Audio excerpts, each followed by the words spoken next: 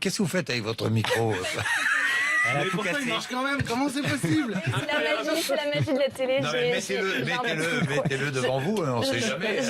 Miraculeusement, Ce qu'il faut vous pouvez le raconter, brandir c'est comme qu'il y a à ça. peu près 9 personnes dans la technique pendant la pub qui sont venues le dévisser devant Pauline, genre touche à rien, on s'occupe de tout, et d'un seul coup ils ont dit mince, il y a l'entrée, ils sont tous partis, et lui ont dit allez remisse-le. Ah non, mais vraiment. avec le mauvais tronc. C'est vraiment du bricolage.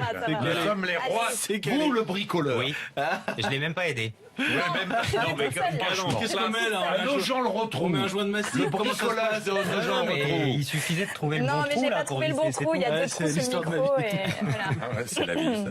Bon, Mathieu Rouault, soyons sérieux, le patrimoine des candidats à la présidentielle a été dévoilé hier par la Haute Autorité pour la transparence de la vie publique, des déclarations sur l'honneur, mais qui n'ont fait l'objet d'aucun contrôle. Bon, chacun pouvait faire ce qu'il voulait.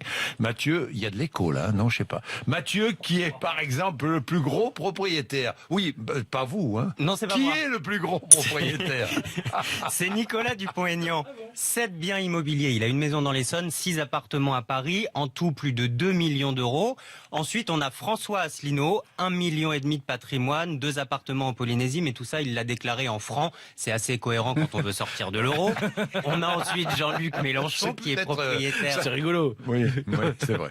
Jean-Luc Mélenchon. Propriétaire d'un appartement dans le 10e à Paris, d'une maison de campagne dans le Loiret, un total d'1,1 million €. Je suis assez nanti pour rassurer les bourgeois, pas assez pour indigner mes voisins du kebab. C'est ce que dit Jean-Luc Mélenchon. Du côté de François Fillon, on savait déjà pas mal de choses. Son manoir dans la Sarthe, 750 000 €. Marine Le Pen déclare un peu plus de 630 000 € de patrimoine. Benoît Hamon, 460 000. Emmanuel Macron, 336 000. Principalement des placements, des droits d'auteur. Le candidat d'En Marche n'est pas ou plus propriétaire. Quand on regarde dans le détail, certains chiffres ont évolué. Alors c'est le cas pour Marine Le Pen et les parts qu'elle détient dans la villa de Montretout et dans celui d'un bien immobilier à Rueil-Malmaison, 2 biens qui auraient été sous-évalués selon le fisc. Marine Le Pen les a revus à la hausse dans sa déclaration, mais pas au prix estimé par le fisc. Elle a d'ailleurs joint une lettre où elle explique comment elle a fait ses calculs et où elle conteste les soupçons. François Fillon a lui aussi réévalué sa société de conseil 2F. Sa valeur est passée de 11 518 € en décembre à 97 888 € parce que l'exercice 2016 a été pris en compte, explique-t-on dans l'entourage. Il précise aussi le fameux prêt de 50 000 € contracté auprès de son ami Marc Ladré de la Charrière. C'était pour réaliser des travaux. 30 000 € empruntés à sa fille pour solder ses impôts 2016. François Fillon Alors, qui attendez. possède par... Il aurait versé des salaires à sa fille.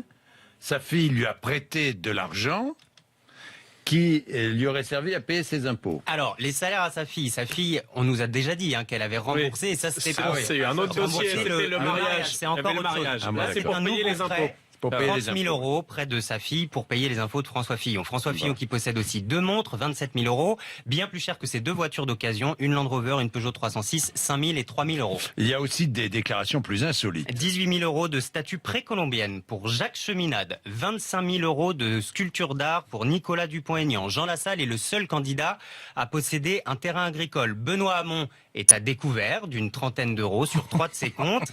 Et puis Philippe Poutou est à la tête d'un capital de 23 000 €. Nathalie Arthaud, 10 000 € d'épargne. Eh bien voilà, nous détaillerons à nouveau tout cela avec René Dosière tout à l'heure, notre invité à 7h40. Il est 6h26, notre tour de table, je pense que tout marche.